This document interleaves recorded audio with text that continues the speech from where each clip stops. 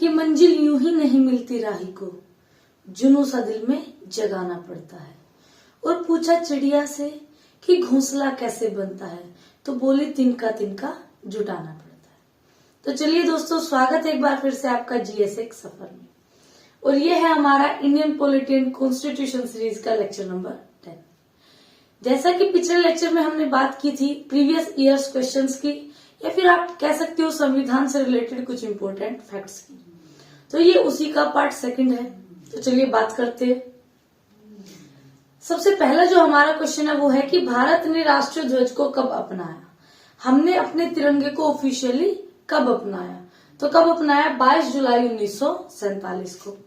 अभी क्वेश्चन ये भी पूछा जाता है कि जो हमारा तिरंगा है, जो हमारा नेशनल फ्लैग है, उसको डिजाइन किसने किया था? तो इसका आंसर है पिंगली वेंकैया नायडू। तो पहला क्वेश्चन क्या था हमारा कि भारत ने अपने जो नेशनल फ्लैग है, या आप जिसको बोल सकते हो तिरंगा है हमारा, उसको ऑफिशियली कब अपनाया? तो 22 जुलाई 1947 को। और पूछा जाए कि इसको डिजाइन किसने किया, तो पिंगली वेंकैया नायडू ने। सेकंड क्वेश्चन था हमारा, अच्छा देखो, ऑफिशियली उसको स्वीकार करना अलग चीज है और उसको फहराना अलग चीज है। तो क्वेश्चन अगर है कि फर्स्ट टाइम उसको फहराया कब गया था इंडिया के अंदर, तो वो था 7 अगस्त 1906 को, 7 अगस्त 1906 को। पूछे इसी दिन क्यों फहराया गया था? क्योंकि उस टाइम पे क्या हुआ था, पार्टीशन ऑफ बंगाल, बंगाल का विभाजन। तो इसी के विरोध में, इसी के अगेंस्ट जब प्रदर्शन चल रहा था, तो उसी में इसको फहराया गया था। कहाँ पे? कोलकाता में। तो ये थे हमारे नेशनल फ्लैग से रिलेटेड 2 क्वेश्चन। पहला, नेशनल फ्लैग को ऑफिशियली कब हमने स्वीकारा, तो 22 जुलाई 1947 को। उसको डिजाइन किसने किया, तो पिंगली वेंकैया नायडू ने। पूछा जाए कि फर्स्ट टाइम उसको फहराया कब गया था भारत के अंदर, तो कब फहराया गया था? 7 अगस्त 1906 को, 7 अगस्त 1906 को। पूछा जाए क्यों फहराया गया था, क्योंकि उस टाइम पे क्या किया गया था, पार्टीशन ऑफ बंगाल, और इसी का विरोध करते हुए कलकत्ता में सबसे पहली बार जो नेशनल फ्लैग है उसको फहराया गया था। उसके बाद क्वेश्चन आता है कि राष्ट्रमंडल जो देशों का एक ग्रुप है, उसमें भारत भी मेंबर है, तो ये मेंबरशिप उसको कब मिली, या फिर उसको ये सदस्यता कब मिली? तो कब स्वीकार की उसने सदस्यता को? मई 1949 में, मई 1949 में। तो भारत ने राष्ट्रमंडल देशों की सदस्यता को कब स्वीकार किया? तो मई 1949 में। जो हमारा संविधान लागू हुआ था 1950 में, उससे पहले इसने क्या कर लिया था, राष्ट्रमंडल देशों की मेंबरशिप हासिल कर ली थी। अब क्वेश्चन आता है कि हमने अपने राष्ट्रगान को कब अपनाया। देखो 3 क्वेश्चन है। सबसे पहला राष्ट्रगान को अपनाना, दूसरा राष्ट्रगीत को अपनाना, और तीसरा प्रेसिडेंट का बनना। तीनों सेम डेट पे हुए थे। कब? 24 जनवरी 1950 को। उसमें राष्ट्रगान को अपनाना हो, नेशनल एंथम, या फिर नेशनल सॉन्ग, राष्ट्रगीत, या फिर हम कह सकते हैं फर्स्ट प्रेसिडेंट ऑफ इंडिया कब बनना हो। तो ये सब कब हुआ? 24 जनवरी 1950 में। अब इससे हमें याद आता पिछले लेक्चर वाली चीज कि 24 जनवरी 1950 को क्या था, 12वां अधिवेशन किसका? संविधान सभा का, लास्ट अधिवेशन कॉन्स्टिट्यूशन असेंबली का।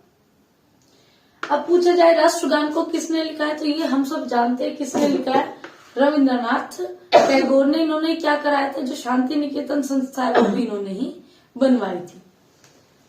ये कहाँ से लिया गया है, क्या इनकी रचना थी, तो आनंद मठ थी। और कितने सेकंड में इसको हमने कंप्लीट करना होता है, तो 52 सेकंड्स, 52 सेकंड का इसके लिए हमें टाइम मिलता है। अगर बात की जाए नेशनल सॉन्ग, राष्ट्रगीत की, तो इसको किसने लिखा, तो बंकिम चंद्र चटर्जी ने लिखा। ये किस रचना से लिया गया इनकी, तो गीतांजलि से लिया गया। और पूछा जाए इसको पूरा करने में कितना टाइम लगता है, तो इसको पूरा करने में लगता है 65 मिनट्स। तो ये थे 3 क्वेश्चंस। सबसे पहला, राष्ट्रगान को कब अपनाया, राष्ट्रगीत को कब अपनाया, या फिर फर्स्ट प्रेसिडेंट ऑफ इंडिया जो डॉक्टर राजेंद्र प्रसाद थे वो कब बने, तो 24 जनवरी 1950 1950 को। जो हमारा गणतंत्र दिवस है, जिस दिन हमारा संविधान लागू हुआ, उसके 2 दिन पहले। और 24 जनवरी 1950 को क्या हुआ था, लास्ट अधिवेशन ऑफ कॉन्स्टिट्यूशन असेंबली। अगर पूछा जाए राष्ट्रगान को किसने लिखा है, तो रविंद्रनाथ टैगोर ने।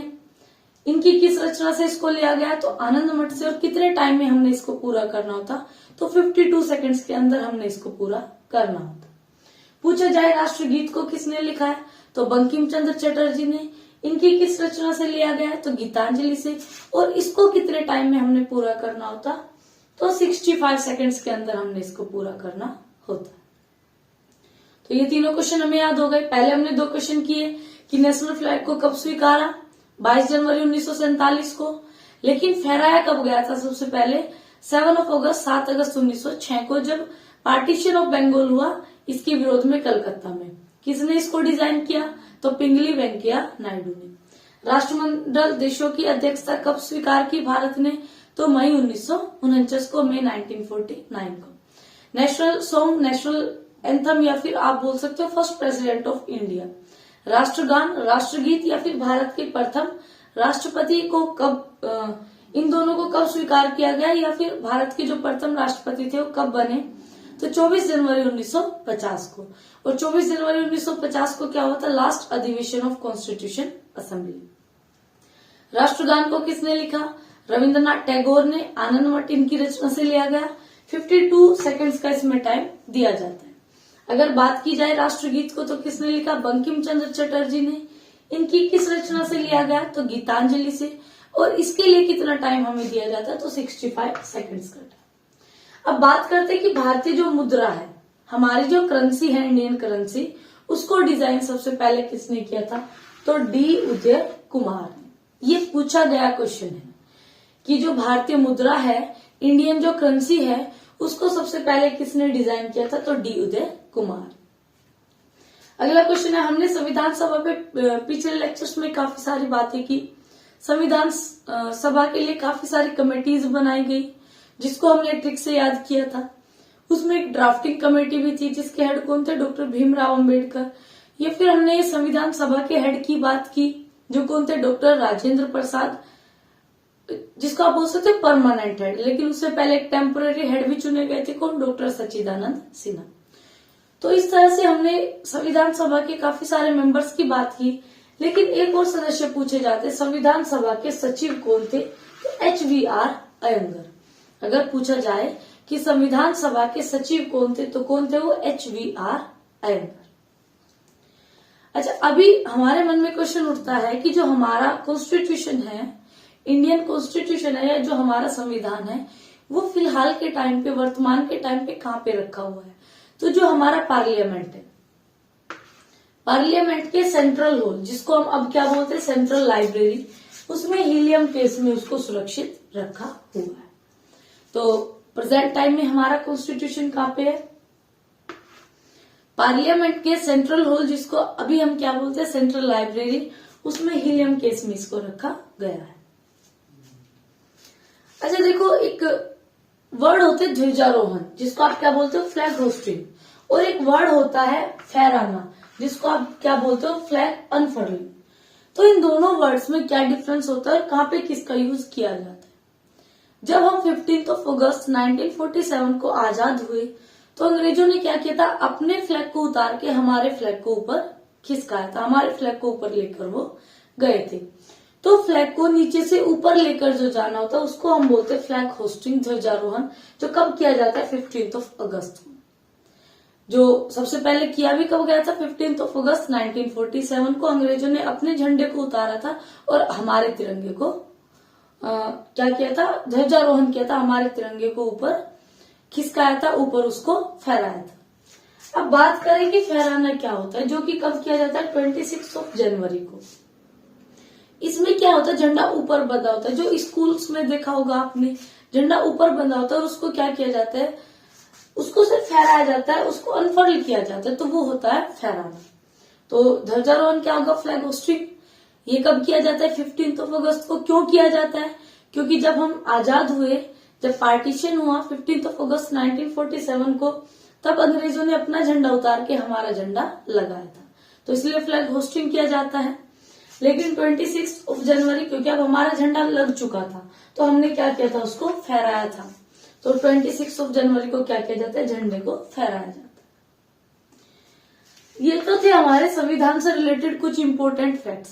लेकिन क्वेश्चन ऐसे भी आता है कि संविधान सभा की आलोचना कैसे की गई, किसने उस पे अपने क्या विचारधाराएं रखी। तो ये आया हुआ क्वेश्चन है एग्जाम में यूपीपीसीएस में कि संविधान सभा की बैठक एक ऐसे विवाह की तरह है जिसकी दुल्हन ही गायब है, एक ऐसी शादी, एक ऐसी मैरिज जिसमें दुल्हन ही नहीं है, ऐसी है हमारी संविधान सभा। और ये टिप्पणी किसने की थी? विंस्टन चर्चिल ने। और पिछले लेक्चर्स में हम बात कर चुके विंस्टन चर्चिल कौन थे? ब्रिटेन के पीएम। कब? जब सेकेंड वर्ल्ड वॉर शुरू हो चुका था, उस टाइम पे ब्रिटेन के पीएम कौन थे? Winston Churchill. और इन्होंने हमारे संविधान सभा पे एक टिप्पणी की थी क्या?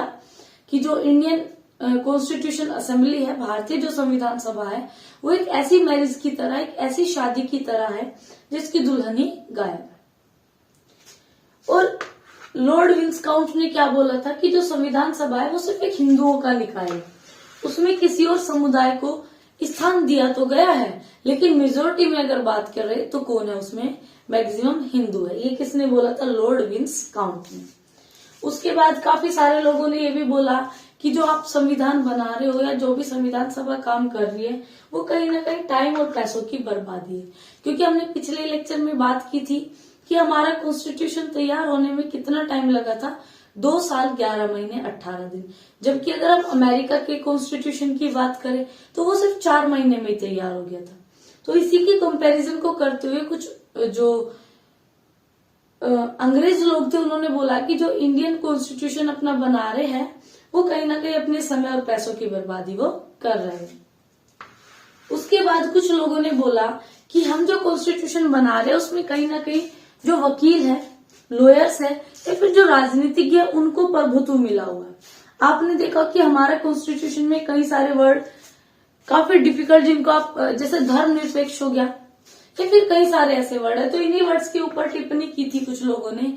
और उन्होंने बोला था कि जो इंडियन कॉन्स्टिट्यूशन है उसमें वकीलों को ज्यादा प्रभुत्व दिया गया है, तभी इन्होंने इतने हार्ड वर्ड का यूज इसमें किया है।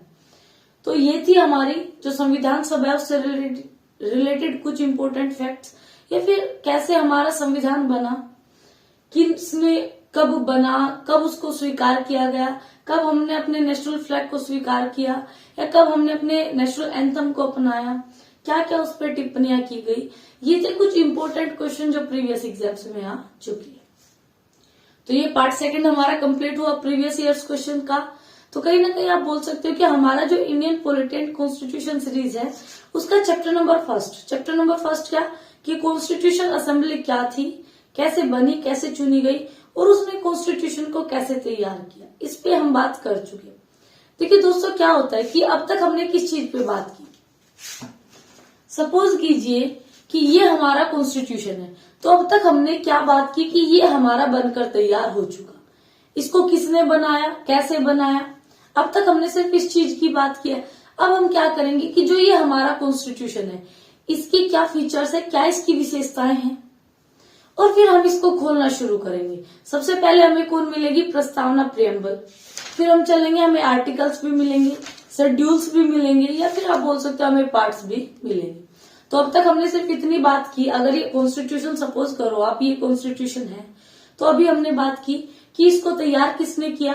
कॉन्स्टिट्यूशन असेंबली ने।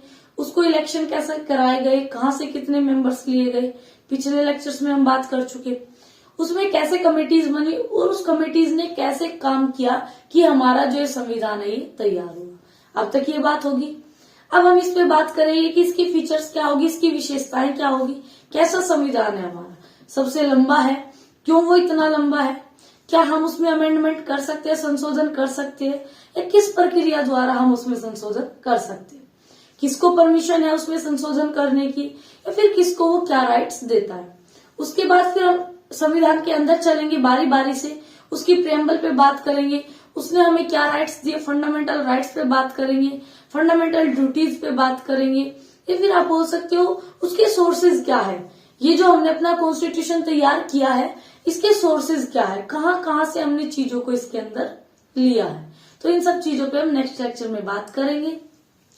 तो चलिए दोस्तों, ये थे हमारे important question related to constitution and constitution assembly, संविधान और संविधान सभा से रिलेटेड कुछ इंपॉर्टेंट फैक्ट्स, या फिर आप बोल सकते हो प्रीवियस ईयर्स एग्जाम्स में आए हुए हमारे क्वेश्चंस।